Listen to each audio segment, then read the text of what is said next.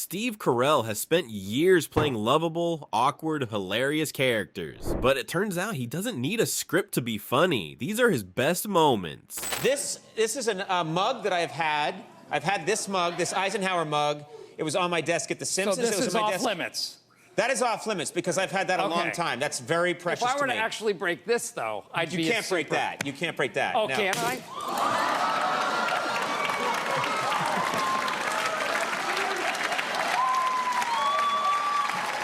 Get another one! I don't even care! Steve Carell shared a funny story about a scene he filmed with a live baboon. It happened while making Evan Almighty, and nobody on set gave him any real instructions on how to play it, so he decided to handle it his own way. In the scene, I was supposed to take a drink, put the drink down, and the baboon was trained to pick up the drink and take a drink as well. We were sharing the drink. And I decided that I'd improvise with the baboon. And I looked at the baboon after he drank a few times, and I said, "Hey, man, don't take all of it." And the baboon went, "Yeah!" the threat of bodily harm, and it was kind of scary. And the trainer afterwards said, "Oh yeah, don't look at the baboon."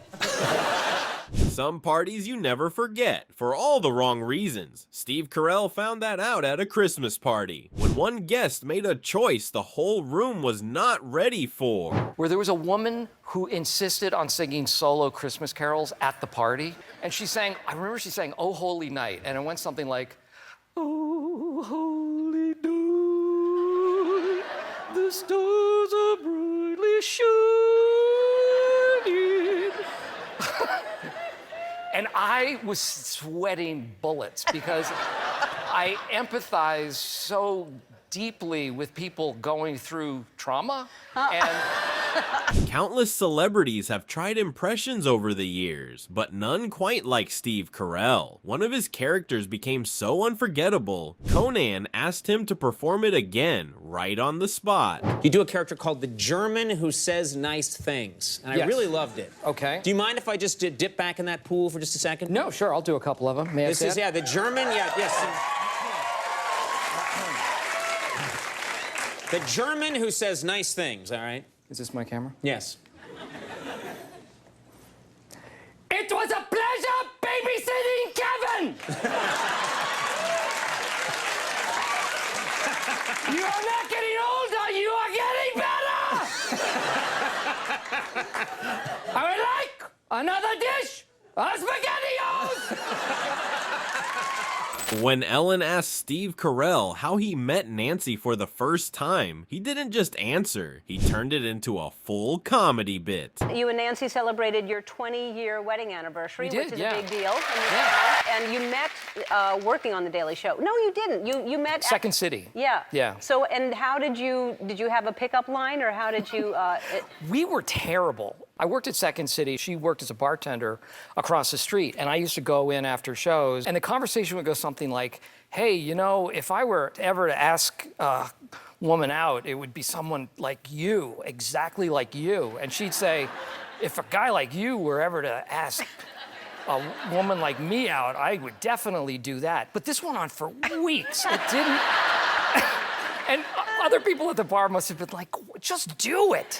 Put us all out of our misery." And finally we did, and it was great. Steve Carell's career didn't start with The Office. It started at The Daily Show, working for Jon Stewart, and some of the assignments Jon handed him were a lot riskier than they should have been. One of my first assignments was an interview with a man who ran a venom research facility in Nebraska. When I got there, the research facility was actually a mobile home full of snakes. Some in cages, some free range. As I have a phobia of things that can kill me. Fortunately, I managed to not get bitten or squeezed to death. John loved the interview. As he watched it, he jokingly said over and over that it would have been great if I'd actually been bitten by a snake. I remember him saying, quote, "That would have been great if you'd been bitten by one of those snakes." In one animated movie, Steve Carell had to voice twin brothers with two completely different personalities. Coming up with a whole new voice isn't easy, but the way he actually landed on it is the funny part. Where did that voice come from? That voice I tried out on my kids and it made them laugh, so that's the one I used. That was it. Because in this you play your own twin. I play the twin brother as well. He does sound subtly different. It's him with hair. It's a more ebullient version of him. He's much lighter. Gru kind of sounds like this, and oh, there's my brother, I hate him. And Drew, his brother, is so excited to see you. Now, what about are there any new characters kicking around in that mind of yours? I've worked. I've been working on one. This is called the Joyless Laughing Guy. I'll try to do it. I can do it sitting down. Okay.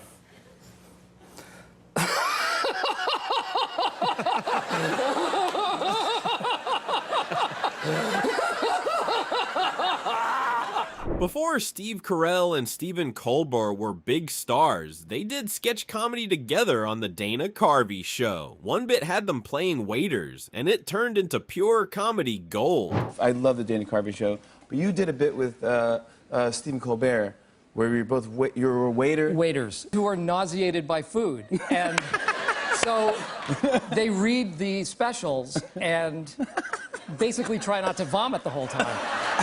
But that was based on my audition piece, because I did a solo piece called The Podiatrist Who Is Nauseated by Feet. So I'd get down and I'd look at their feet and examine it and say, oh, I noticed that you,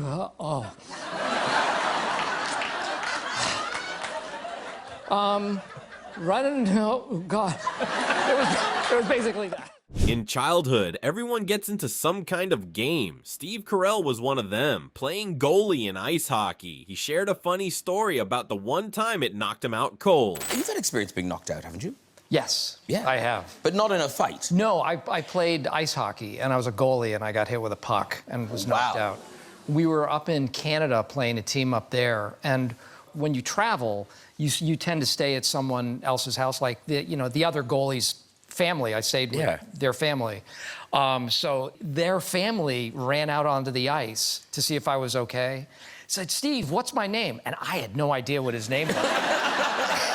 That's funny. And I said, I don't know. They're like, oh my God.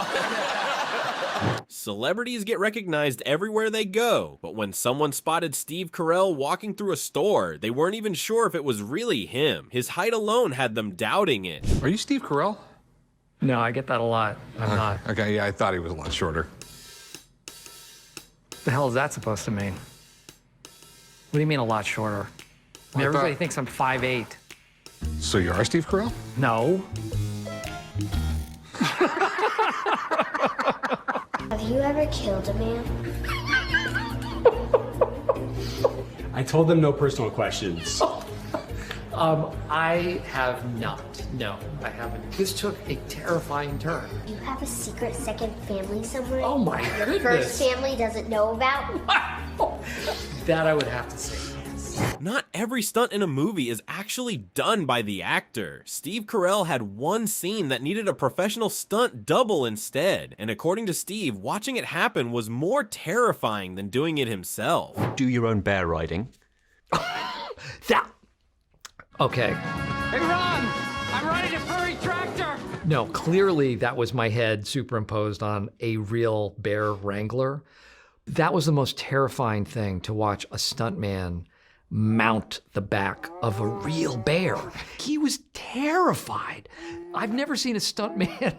He was psyching himself up, and the bear's just sitting there like, and the stuntman's behind him going, okay. And it, we were all like, has he ever done this before? And he's like, okay. And he gets on top, and the bear's going, yeah.